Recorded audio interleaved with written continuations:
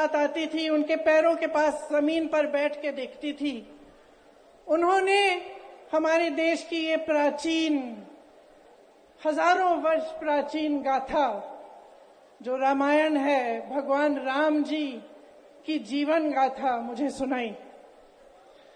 आज जो सत्ता में है वे अपने आप को राम भक्त कहलाते हैं।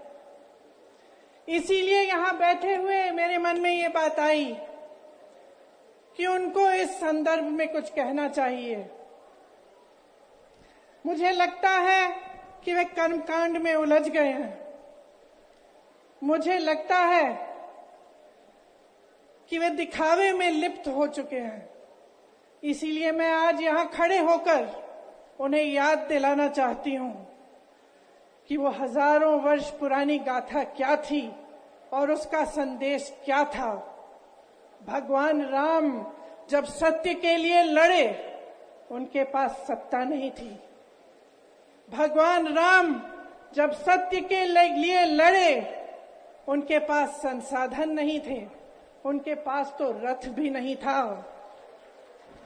रथ रावण के पास था, संसाधन रावण के पास थे, सेना रावण के पास थी, सोना रावण के पास थी, वो तो सोने की लंका में रहता था। भगवान राम के पास सत्य था, आशा थी, आस्था थी, प्रेम था, परोपकार था, विनय था, धीरज था, साहस था और भगवान राम के पास सत्य था। मैं सत्ता में बैठे हुए सरकार के जितने भी सदस्य हैं, अपने प्रधानमंत्री नरेंद्र मोदी जी को याद दिलाना चाहती हूं, भगवान के जीवन गाथा का क्या संदेश था।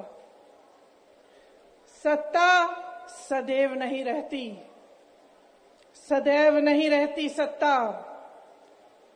सत्ता आती है, जाती है, अहंकार चूर चूर होता है एक दिन।